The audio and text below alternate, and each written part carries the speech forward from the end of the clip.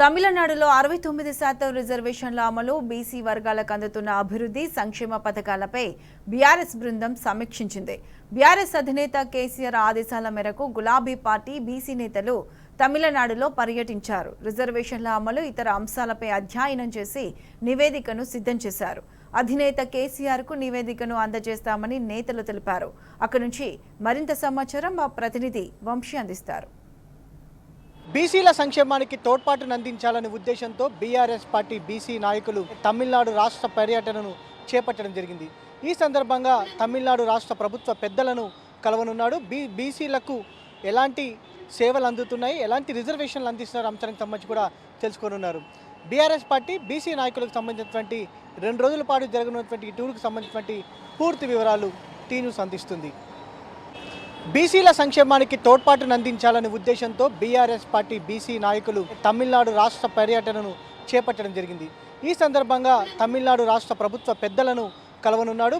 బీసీలకు ఎలాంటి సేవలు అందుతున్నాయి, ఎలాంటి రిజర్వేషన్లు అందిస్తున్నారు అంశానికి సంబంధించి కూడా తెలుసుకోనున్నారు.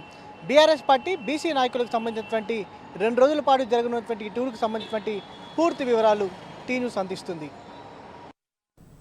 BRS party Tamil Nadu tour success అయింది. కేసీఆర్ ఆదేశాలతో తమిళనాడులో పర్యటించిన బీసీ నేతల బృందం అక్కడ 69% రిజర్వేషన్ల అమలు, బీసీ వర్గాలకు అందుతున్న అభివృద్ధి సంక్షేమ పథకాలపై సమీక్షించింది.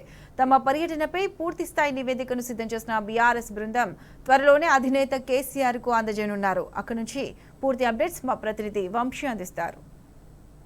ఏదైతే బీసీ రిజర్వేషన్లకు సంబంధించి బీఆర్ఎస్ పార్టీ పర్యటన చేపట్టిందో తమిళనాడులో అధికారులతోటి సమావేశమైనటువంటి పరిస్థితి కూడా మనం చూస్తూ ఉన్నాం. ఇంతకీ సమావేశం ఎలా జరిగింది, రిజర్వేషన్లకు సంబంధించి కూడా ఏ అంశాలు ప్రస్తావనకు వచ్చాయి, వారు ఏ విధంగా ఈ రిజర్వేషన్కి సంబంధించి రూపకల్పన చేశారు, వీటన్నిటితో కూడా మనం మాట్లాడించే ప్రయత్నం చేద్దాం. ఈ అంశాలకు సంబంధించి మనతో మాట్లాడడానికి ఎమ్మెల్సీ మధుసూదనాచారి గారు ముందుగా ఉన్నారు. వారితో మాట్లాడదాం. సార్ చెప్పండి, ఎలా జరిగింది సమావేశం, ప్రధానంగా ఏ అంశాలు ప్రస్తావనకు వచ్చాయి, వీటి రూపకల్పన ఎలా చేశారంట? తమిళనాడు ప్రభుత్వానికి సంబంధించినటువంటి ముఖ్య కార్యదర్శి గారు, అదేవిధంగా బీసీ కమిషన్కి సంబంధించినటువంటి కమిషనర్ గారితో సమావేశం కావడం జరిగింది. వారు తమిళనాడులో గత నేపథ్యం మొత్తం వివరించుకుంటూ రిజర్వేషన్లు అంటే సమాజంలో ఉన్నటువంటి హెచ్చుతగ్గులు పరిష్కరించబడాలి, కొన్ని వర్గాలు మాత్రమే అవకాశాలను అందిపుచ్చుకుంటున్నాయి కాబట్టి సమాజంలోని మిగతా వర్గాలకు కూడా సమన్వయం జరగాలి అనంటే వాళ్ళకి రిజర్వేషన్ ఉండాలనేటువంటి ఆలోచనతో అనేక చర్యలు తీసుకోవడం జరిగింది. వారు తీసుకున్నటువంటి చర్యల ఫలితంగా ఈరోజు తమిళ రాష్ట్రంలో ఈ బలహీన వర్గాల వారు ఏ శాతంలోనైతే ఉన్నారో అన్ని రంగాల్లో కూడా అభివృద్ధి ఫలాల్ని, అధికారాన్ని కూడా వారు ఆ శాతం అనుభవిస్తూ ఉన్నారు. కాబట్టి తెలంగాణలో కూడా తమిళనాడుకు ఏమాత్రం కాస్త అటు ఇటుగా తెలంగాణ సమాజం కూడా ఇదే పరిస్థితుల్లో ఉంది. కాబట్టి ఇక్కడ ఉన్నటువంటి ఈ రిజర్వేషన్లు, ఇక్కడ ఉన్నటువంటి ఈ అభివృద్ధి తెలంగాణకు కూడా వర్తింపజేసినప్పుడు మాత్రమే తెలంగాణ సమాజం సమసమాజంగా ఉంటుంది. కాబట్టి ఈరోజు అధికారంలో ఉన్నటువంటి ప్రభుత్వాన్ని, పార్టీని మేము డిమాండ్ చేస్తూ ఉన్నాం. మీరు కామారెడ్డి డిక్లరేషన్ ఏదైతే బీసీల విషయంలో ఇచ్చి దాన్ని మళ్ళీ తుంగలో తొక్కేటువంటి ప్రయత్నం చేస్తూ ఉన్నారో దాన్ని తెలంగాణకు సంబంధించినటువంటి బీసీ సమాజం సహించదు. వాస్తవాన్ని గ్రహించాలి. అన్యాయానికి గురవుతున్నటువంటి ఈ వర్గానికి న్యాయం జరగడం కోసం మేము చేసినటువంటి ఈ అధ్యయనాన్ని ప్రభుత్వ దృష్టికి తీసుకొస్తాం. అదేవిధంగా మా అగ్రనాయకుడైనటువంటి కేసీఆర్ గారి దృష్టికి తీసుకొస్తాం.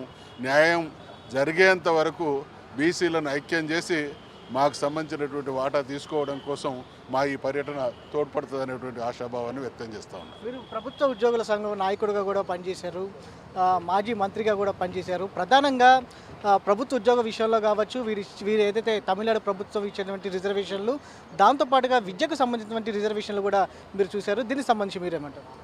ప్రధానంగా ఇక్కడ ఏంటంటే తమిళనాడులో ముందు విద్యాపరంగా రిజర్వేషన్లు ఉన్నాయి, తర్వాత ఉద్యోగపరంగా రిజర్వేషన్లు ఉన్నాయి. ఈ 2 సమానంగా ఉన్నాయి కనుకనే రాజకీయ పరంగా కూడా వాళ్ళు ఎట్లా వచ్చారంటే అగ్రస్థానంలో ఉన్నారు. ఇక్కడ ఆర్థికంగా కూడా అగ్రస్థానంలో ఉన్నారు. అంటే సమాజంలో పుట్టిన వాళ్ళం అందరు సమానత్వం ఉండడానికి ఉదాహరణ తమిళనాడు. తెలంగాణలో చూసుకుంటే ఇప్పటి వరకు కూడా బ్యాక్వర్డ్ కమిటీలలో ఒక సర్పంచ్ కాని కులాలు ఉన్నాయి, కనీసం సెక్రటరియట్ స్టూడెంట్ కులాలు ఉన్నాయి, ఒక చిన్న జిల్లా పరిషత్ చైర్మన్ కానటువంటి కులాలు ఎన్నో ఉన్నాయి. అంటే రాజకీయ పరంగా ఎలాంటి లబ్ధి పొందకుండా అనేక రకాల అసమానత గురైనటువంటి వర్గాలు చాలా ఉన్నాయి తెలంగాణలో. కనుక ఆర్థిక స్థితిగతులను బట్టి ఇక్కడ ఎట్లా డెవలప్ అయినరో తమిళనాడు తరగా అక్కడ కూడా విద్య ఉద్యోగాలు రిజర్వేషన్ కల్పిస్తూ పైకి తీసుకొచ్చినప్పుడే ఈ చిన్న చిన్న జాతులన్నీ కూడా గౌరవంతో బతకగలుగుతాయి. లేదంటే ఏదో ఈ పుట్టిన పాపానికి వాళ్ళేం పుట్టాలనుకోలే, పుట్టిన పాపానికి శిక్ష అనుభవించాల్సిన పరిస్థితి వస్తుంది. కనుక ఏ ప్రభుత్వాలు అయితే అధికారంలోకి వస్తాయో మాటిచ్చేస్తాయో వీళ్ళని ఓటు బ్యాంకుగా మాత్రం తీసుకొని అధికారంలో వచ్చి మర్చిపోకుండా ఇచ్చిన మాట నిలబెట్టే దిశగా రావాలన్నదే ఈరోజు పబ్లిక్ చైతన్యవంతులైనరు. ఈరోజు మొన్న ఈ ఎలక్షన్లో కాంగ్రెస్ పార్టీ ఈ వర్గాలకు మీకు అన్నీ చేస్తామని మేనిఫెస్టోలో పెట్టింది. ఒక్కొక్క దగ్గర ఒక డిక్లరేషన్, ఉదాహరణకు కామారెడ్డిలో ఒక డిక్లరేషన్ ఇచ్చింది, ఇంకో దగ్గర ఒక డిక్లరేషన్, ఎస్టీలకు రైతులకు రకరకాల డిక్లరేషన్ ఇచ్చారు. అవి అమలైతేనే బాగుపడుతుంది. కనుక అవి అమలయ్యే దిశలో వాళ్ళు డేట్ కూడా ఇచ్చారు. ఈ డేట్ లోపల ఈ నెలలు 6 నెలల్లో అమలు చేస్తామని. 6 నెలల్లో అమలు చేయాలి. అమలు చేయడానికి మా వంతు సహాయ సహకారాలు 6 నెలలు అమలు చేయడానికి మేమేం సహాయం చేయాలని దాని మీద అధ్యయనం చేయడానికి వచ్చినాం. కేసీఆర్ గారు కోరిక మేరకు ఖచ్చితంగా ఆ దిశగా ఉంటుంది. కొంత సమావేశం చూస్తే కూడా గతంలో బీఆర్ఎస్ ప్రభుత్వం ఉన్నప్పుడు తొలి ముఖ్యమంత్రి కేసీఆర్ గారు అటు తెలంగాణ బిడ్డలకే ఉద్యోగాలు పూర్తిగా దక్కాలి అని 90% మేర ఉద్యోగాలను కల్పించినటువంటి పరిస్థితి, జోన్లు ఏర్పాటు చేసినటువంటి పరిస్థితి కూడా మనం చూస్తూ ఉన్నాం. వీరికి సంబంధించి తమిళనాడుకు సంబంధించి కూడా చూస్తే మాత్రం కొంత దగ్గరగా అనిపిస్తలేదు. 100% దగ్గర ఉంది. 10 సంవత్సరాల తెలంగాణ రాష్ట్రంలో తెలంగాణ ఎందుకు తెచ్చుకున్నామో తెలంగాణ ఉద్యమంలో మేము చెప్పినాం. 14 సంవత్సరాలు ఉద్యమం చేసి ఎందుకు తెలంగాణ కావాలని ప్రజలకు చెప్పినాం. ఆ ప్రజలందరూ ఉద్యమం చేసినారు, తెలంగాణ తెచ్చుకున్నాం. అవన్నీ అమలు చేసినాం అన్ని రంగాల్లో. ఇప్పుడు ఏమైందంటే ఇంకా ఎక్కువ చేస్తామని అధికారంలో వచ్చిండ్రు. అసలు ఉన్నాయన్నా చేస్తారా చేయరనే పరిస్థితి ఇలా కనిపిస్తూ ఉంది. కనుక ఈరోజు ఆ దిశగానే తెలంగాణలో ఎట్లయితే తమిళనాడు వాళ్ళకి ఎట్లయితే ప్రిఫరెన్స్ ఇచ్చిండ్రో అన్ని రంగాల్లో తెలంగాణలో కూడా అది జరుగుతుంది. ఇప్పుడు కొంత అధికారులు మళ్ళీ ఎక్కడి నుంచో రావడం జరుగుతూ ఉంది, ఇతర ప్రాంతం రావడం జరుగుతూ ఉంది. ఈ ప్రాంత అభివృద్ధి ఇక్కడ నుంచి వేరే ప్రాంతానికి వెళ్ళిపోతూ ఉంది, రియల్ ఎస్టేట్ రంగం వెళ్ళిపోతుంది, రకరకాల అన్నిటిగా వెళ్ళిపోతుంది. తెచ్చిన తెలంగాణ కింద మళ్ళీ పడిపోతా అనే పరిస్థితి కనిపిస్తుంది. కనుకనే దాన్ని గట్టెలు నిలబెట్టడానికి తెలంగాణ తెచ్చిన పార్టీగా, మరి తెలంగాణ బాధ్యత గల పార్టీగా ఉన్నందుకే కేసీఆర్ గారు కూడా అధ్యయనం చేయాలి. ఇంప్లిమెంట్ చేస్తారా చూద్దాం, లేకపోతే మళ్ళీ మనం వస్తాం, మనం ఇంప్లిమెంట్ చేసుకుందాం. మనం చూస్తూ ఉన్నాము, సమావేశం జరిగింది, అనేక అంశాలు ప్రస్తావనకు వచ్చాయి. రిజర్వేషన్కి సంబంధించి కొన్ని రాజకీయపరమైనటువంటి అంశాలు కూడా అడిగినటువంటి సందర్భం కూడా మనం చూస్తూ ఉన్నాము. ప్రధానంగా తెలంగాణ రాష్ట్రంలో స్థానిక సంస్థల ఎన్నికల్లో కాంగ్రెస్ పార్టీ 42% రిజర్వేషన్ కల్పిస్తా అని చెప్పి ఇప్పుడు మాట దాటవేసేటువంటి పరిస్థితి కూడా మనం చూస్తూ ఉన్నాము. దీన్ని ఎలా అర్థం చేసుకోవచ్చు అంటారు? అటు తమిళనాడు కావచ్చు, తెలంగాణ కావచ్చు, ఈ రిజర్వేషన్ పరంగా ఎలా అనిపిస్తూ ఉంది తేడా? ఇప్పుడు వచ్చిందే ఈ బీసీల డెవలప్మెంట్ కోసం వచ్చినటువంటిది ఆలోచన, కేసీఆర్ గారి ఆలోచన. తెలంగాణ రాష్ట్రంలో ఉన్నటువంటి వెనుకబడ్డ తరగతులు అందరినీ కూడా ఎలా ముందు తీసుకెళ్ళాలి, ఎట్లా అభివృద్ధి చేయాలనే దాంట్లోంచి కాంగ్రెస్ 42% బీసీ డిక్లరేషన్ కామారెడ్డిలో ఇచ్చినటువంటి డిక్లరేషన్ ఉద్దేశించి ఖచ్చితంగా కూడా వాళ్ళు వెంటబడి చేయించాలనే ఉద్దేశంతో పక్కనున్న రాష్ట్రం తమిళనాడులో 50% బీసీలకు, 18% ఎస్సీ, 1% ఎస్టీలకు రిజర్వేషన్, 69% ఇంప్లిమెంటేషన్. చదువులకు కానీ ఉద్యోగాలలో అన్ని ఇంప్లిమెంటేషన్ జరుగుతున్నాయి. రాజకీయాన్ని కూడా ఎలా తీసుకురావాలనేది, ఇక్కడ ఎట్లా జరుగుతుంది అనేది ఒక స్టడీ టూర్ కింద మొత్తం బీసీలందరం కూడా కేసీఆర్ గారు ఆలోచన వెంటనే కేటీఆర్ గారు మెయిల్ చేసి ఇక్కడ ప్రోగ్రామింగ్ అంతా అరేంజ్ చేశారు. వారు కూడా అతి తక్కువ సమయంలోనే స్పందించి సహకరించినటువంటి ముఖ్యమంత్రి స్టాలిన్ గారికి, ఇక్కడికి కూర్చొని వచ్చినటువంటి బీసీ కమిషన్ ప్రిన్సిపల్ సెక్రటరీ మన విజయరాజ్ కుమార్ గారు కానీ, బీసీ కమిషన్ దాని chairman BC commission principal secretary Vijayaraj Kumar గారు, బీసీ వెంకటేష్ గారు ఉన్నారు, బీసీ కమిషన్ వెంకటేష్ గారు ఉన్నారు. దాని తర్వాత సహకరించిన సెంథిల్ వాళ్ళ టీం మొత్తానికి కూడా థ్యాంక్స్ చెప్తూ, ఈ ప్రోగ్రాం సహకరించిన ఉదయనిధి స్టాలిన్ గారికి కూడా, ఈ ప్రోగ్రాం అంతా ఆర్గనైజ్ చేసినటువంటి ఆర్ఎస్ భారతి గారు ఆర్గనైజింగ్ సెక్రటరీ గారికి కూడా, పేరున దగ్గరున్నట్టు చూసుకున్నట్టు శేఖర్ టీం కూడా పేరున బీఆర్ఎస్ పార్టీ తరఫున హృదయపూర్వక ధన్యవాదాలు తెలియజేసుకుంటూ, చాలా చక్కగా నిర్వర్తిస్తున్నారు ఈ తమిళనాడు రాష్ట్రంలో. బీసీల పట్ల బాగా జరుగుతున్నటువంటి ప్రోగ్రాం మేమందరం కూడా ఆకర్షితులమయ్యాం. ఇలా తెలంగాణలో ఎందుకు చేయలేము అనేది అధ్యయనం చేసుకొని పోయి మా నివేదిక ముందుగా మా కేసీఆర్ గారికి, మా పార్టీ వర్కింగ్ ప్రెసిడెంట్ కేసీఆర్ గారికి, అధ్యక్షుల వారికి అందరికీ ఇచ్చుకుంటా, కేటీఆర్ గారికి కూడా ఇచ్చుకొని అవసరమైతే ఖచ్చితంగా కూడా ముఖ్యమంత్రి దగ్గరికి కానీ గవర్నర్ దగ్గర కూడా మా నివేదికను తీసుకుపోయి ఇచ్చి ఇవి ఖచ్చితంగా కూడా తెలంగాణ రాష్ట్రంలో ఇంప్లిమెంట్ చేసే విధంగా వెంటబడతామని చెప్పేసి ఈ టూర్ ఉద్దేశమే అది. ఇది బ్రహ్మాండంగా సక్సెస్ అయింది. చాలా విషయాలు తెలుసుకున్నాం, ఇంకా తెలుసుకునేటివి కూడా ఉన్నాయి. ఏదైతే ఇక్కడ పథకాల రూపకల్పన చూసిన తర్వాత ఎలా అనిపిస్తూ ఉంది? వాటి రూపకల్పన ఏ విధంగా జరిగిందన్నమాట? మొట్టమొదటిసారిగా తెలంగాణ రాష్ట్రం ఏర్పడిన తర్వాత ముఖ్యమంత్రి కేసీఆర్ గారు అయిన తర్వాతనే తెలంగాణ రాష్ట్రం ఉన్నటువంటి బీసీలు కానీ ప్రతి ఒక్క ఎస్సీ ఎస్టీ బీసీ సభ్యుల చరిత్ర కూడా ఏదైతే జనాభా ప్రాతిపదికన జనాభా దామాషా పద్ధతిలోనే రిజర్వేషన్లు ఉండాలని చెప్పి వారు ముఖ్యమంత్రిగా ఉన్నప్పుడే అనేక సందర్భాల్లో కూడా ఒక తమిళనాడులోనే 69% రిజర్వేషన్లు అమలవుతూ ఉన్నాయి. ఖచ్చితంగా మనం కూడా తెలంగాణ రాష్ట్రం తెచ్చుకున్నదే మరి ఇలా నిధులు నియామకాల నీళ్ళ విషయంలో తెచ్చుకున్నాం కాబట్టి ఆ రిజర్వేషన్లు అమలు కావాలన్న ఉద్దేశంతో కేసీఆర్ గారి యొక్క తపన ఉంది.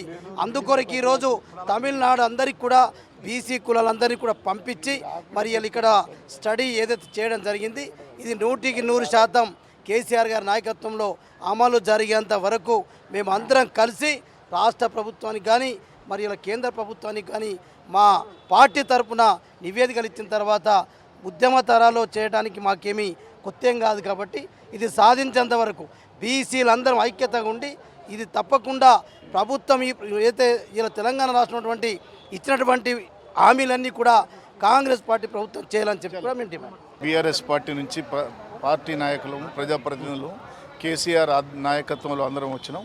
ఇప్పుడే అందరం కూడా బీసీ కమిషన్ ఆఫీసులో ఒక 3 గంటల పాటు ఇక్కడ బీసీలకు రిజర్వేషన్ల విషయంలో కానీ మరి ఉద్యోగుల విషయంలో కానీ స్కీముల విషయంలో కూడా అన్నీ కూడా మేము పార్టీ డెలిగేట్లుగా తెలుసుకున్నాం. మేము తెలుసుకున్నదంతా కూడా ఇప్పుడు మా నాయకులు చెప్పినట్టు కేసీఆర్ గారికి నివేదిక ఇచ్చి తద్వారా బీఆర్ఎస్ పార్టీ ద్వారా కాంగ్రెస్ ప్రభుత్వం మీద తెలంగాణలో ఉన్నటువంటి ప్రభుత్వం మీద ఒత్తిడి తీసుకొచ్చి 42% స్థానిక సంస్థల్లో రిజర్వేషన్లు ఇచ్చేదాకా తమిళనాడు తరహా బీసీలకు న్యాయం జరిగే విధంగా మేము పోరాడుతాం. గౌరవనీయులు బీఆర్ఎస్ పార్టీ రాష్ట్ర అధ్యక్షులు కేసీఆర్ గారి యొక్క ఆలోచనల మేరకు ఆదేశాల మేరకు ఈరోజు పెద్ద ఎత్తున రాష్ట్రంలో ఉన్నటువంటి ఒక బహుజన నాయకులందరూ కూడా ఈరోజు తమిళనాడు గడ్డ మీదకి రావడం జరిగింది. తమిళనాడు గడ్డ మీదకి వచ్చిన మా అందరికీ కూడా ఒక కొత్త ఉత్తేజం, ఒక కొత్త ఉత్సాహం, ఒక కొత్త ఇన్స్పిరేషన్ ఇవాళ లభించింది. సామాజిక న్యాయ ఉద్యమాలకు వేదిక అయినటువంటి ఒక తమిళనాడు, సామాజిక సంస్కరణలకు నిలవైనటువంటి ఒక తమిళనాడు గడ్డ మీదకి వచ్చిన తర్వాత రేపు తెలంగాణలో కూడా అదే శక్తితో అదే ఒక ఉత్సాహంతో సామాజిక న్యాయం కోసం పోరాటం కోసం అని చెప్పని ఈరోజు పనిచేసేటువంటి ఒక పరిస్థితి ఈరోజు కనబడతా ఉంది. మేము కేసీఆర్ గారికి హృదయపూర్వకంగా ధన్యవాదం తెలియజేస్తా ఉన్నాం. అదేవిధంగా ఇవాళ కేసీఆర్ గారు గతంలో చెప్పేవారు తెలంగాణ ఉద్యమ కాలం నుండి కూడా మనకు తమిళనాడు మోడల్ కావాలా, రేపు రానున్నటువంటి ఒక రోజుల్లో తెలంగాణ రాష్ట్రంలో ఉన్నటువంటి ఒక బహుజన వర్గాలకు అట్టడుగు వర్గాలకు న్యాయం జరగాలంటే తమిళనాడు మోడల్ తరహా మనము కూడా తప్పనిసరిగా ఈ 50% 20% అని చెప్పనైతే అప్పర్ క్యాప్ ఉందో దీన్ని దాటి మనం అధిగమించి కనుక అన్ని వర్గాలకు న్యాయం చేయాలంటే తప్పనిసరిగా మనం తమిళనాడు మోడల్ని అధ్యయనం చేయాలా, తమిళనాడు మోడల్ని అమలు చేయాలా అని చెప్పని కేసీఆర్ గారు అన్నారు. ఆ స్ఫూర్తితో ఇక్కడికి వచ్చినాం. అయితే ఇవాళ దురదృష్టకరమైన పరిణామం ఏంటంటే కులగణన చేస్తా అని చెప్పని అధికారంలోకి వచ్చి ఒక పెద్ద ఎత్తున కామారెడ్డిలో డిక్లరేషన్ ఇచ్చినటువంటి ఒక కాంగ్రెస్ ప్రభుత్వం, రేవంత్ రెడ్డి ప్రభుత్వం ఇవాళ 42% అప్పర్ క్యాప్ ఉంది కదా, 50% అప్పర్ క్యాప్ ఉంది కదా, మేము 42% ఎట్లు ఇస్తామని చెప్పని ఇవాళ దాటవేత ధోరణికి పాల్పడుతూ ఇవాళ రాష్ట్ర ఎన్నికల సంఘాన్ని చడి చప్పుడు కాకుండా దొంగల లెక్క ఇవాళ ఎన్నికలకు సమాయత్తం అవుతా ఉన్నారు. ఇది దుర్మార్గమైనటువంటిది. ఇవాళ మేము తమిళనాడుకు వచ్చినాం.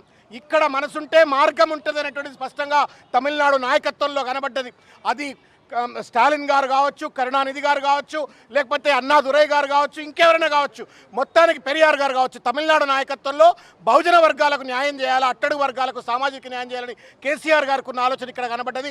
ఆ ఆలోచనను బలంగా కాంగ్రెస్ పార్టీ కూడా అమలు చేయాలా, కులగణన సమగ్ర కులగణన చేయాలా, అన్ని వర్గాలకు న్యాయం కలిగే విధంగా కామారెడ్డి బీసీ డిక్లరేషన్ అమలు చేసే వరకు పెద్ద ఎత్తున ఈరోజు ముందుకెళ్తాం. ఒక్క విషయం, కేసీఆర్ గారు సామాజికంగా, ఆర్థికంగా, విద్య, వైద్యపరంగా బీసీలకు న్యాయం చేసిండ్రు. ఇవాళ మిగిలింది ఇవాళ కులగణన జరగాల, రాజకీయంగా ప్రాతినిధ్యం పెరగాలని చెప్పని వారు కలలు అంటున్నారు. వారి కలలు సఫలీకృతం అయ్యేందుకు వరకు కూడా తప్పనిసరిగా పెద్ద ఎత్తున పోరాటాన్ని ముందుకు తీసుకెళ్తాం. గతంలో బీఆర్ఎస్ ప్రభుత్వం సీఎం కేసీఆర్ గారు తొలి ముఖ్యమంత్రిగా ఉన్నప్పుడు అనేక పథకాలకు రూపకల్పన చేసి అనేక వ్యవస్థలను గాడిలో పెట్టి ముందుకు తీసుకుపోయినటువంటి పరిస్థితి మనం చూస్తూ ఉన్నాం. ప్రజెంట్ కాంగ్రెస్ ప్రభుత్వం వచ్చిన తర్వాత అనేక విషయాలను కూడా కొలాప్స్ చేసినటువంటి పరిస్థితి మనం చూస్తున్నాము. అందులో ప్రధానమైనటువంటి విద్యా వ్యవస్థను ఏదైతే భ్రష్టు పట్టించే విధంగా జరుగుతున్నటువంటి పరిణామాలు మనం చూస్తూ ఉన్నాం కాంగ్రెస్ ప్రభుత్వంలో. ఇక్కడ తమిళనాడులో వ్యవహరిస్తున్నటువంటి విద్యా వ్యవస్థ ఎలా ఉంది, తెలంగాణలో ప్రజెంట్ కాంగ్రెస్ ప్రభుత్వంలో విద్యా వ్యవస్థ కొలాప్స్ అవుతున్నటువంటి నేపథ్యంలో దీని గురించి మీరేమంటారు? కల్వకుంట్ల చంద్రశేఖరరావు గారు దేశంలో ఎక్కడ లేని విధంగా గురుకులాల యొక్క నిర్మాణం చేయడం జరిగింది. మొత్తంగా 1053 గురుకులాల్ని తెలంగాణ రాష్ట్రంలో ఏర్పాటు చేయడం జరిగింది. ఈ గురుకులాల ద్వారా దేశంలో ఎక్కడ లేనటువంటి గురుకులాలు మన దగ్గరే ఉన్నాయి. ముఖ్యంగా కేసీఆర్ గారు ఇంతకు ముందు కూడా ప్రత్యేకించి చెప్పారు, తెలంగాణ రాష్ట్రం ఏర్పడ్డది తెలంగాణ రాజకీయ అస్తిత్వంతో, స్వీయ రాజకీయ అస్తిత్వంతో. అట్లాగే తెలంగాణ స్వీయ రాజకీయ అస్తిత్వం పరిపూర్ణం కావాలంటే తెలంగాణ బీసీ స్వీయ రాజకీయ అస్తిత్వం అన్నది దాంట్లో నిండుకోవాలి. కాబట్టి అది నింపడం కోసం ఈరోజు మొదట కేసీఆర్ గారి రాష్ట్రానికి సంబంధించిన దాంట్లో బీసీలకు అనేక పథకాలు, అన్ని పథకాలు దేశంలో ఎక్కడ లేవు. ఆ పథకాలు మొత్తం కూడా ఇక్కడ పెట్టడం జరిగింది. ముఖ్యంగా తమిళ స్ఫూర్తి, తెలంగాణ అస్తిత్వ స్ఫూర్తి, ఈ రెండు కలగలిసి ముందుకు సాగడం అన్నటువంటిది ఈరోజు యొక్క నేపథ్యం.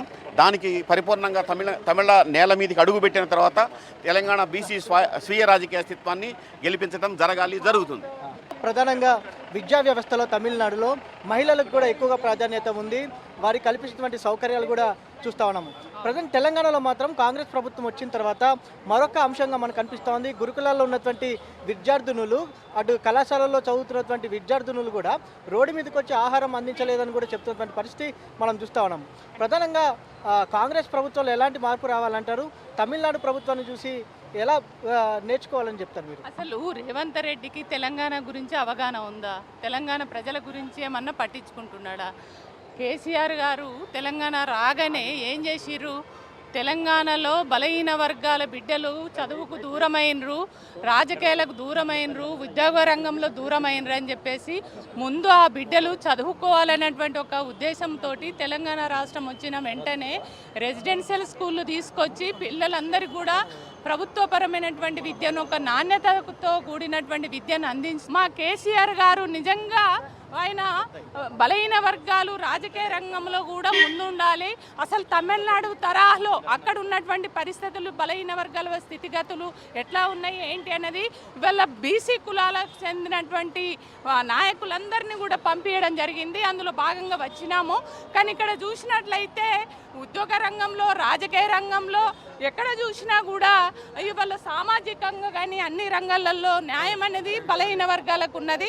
అదే తరలో రేపు తెలంగాణలో కూడా జరగాలంటే ఇవాళ ఖచ్చితంగా కేసీఆర్ గారు ఆ ఉద్దేశంతో మమ్మల్ని అందరినీ కూడా స్టడీ చేయడానికి పంపించిండ్రు. రేపు రాబో రోజులలో కూడా సామాజిక ఉద్యమాలు తెలంగాణలో కూడా చేపట్టవలసినటువంటి అవసరం ఉంది. తమిళనాడులో మాత్రం బీఆర్ఎస్ పార్టీ బీసీ నాయకుల బృందం పర్యటన కొనసాగుతోంది. అనేక అంశాలపైన వారు అధ్యయనం చేసినటువంటి పరిస్థితి కూడా మనకు కనిపిస్తూ ఉంది.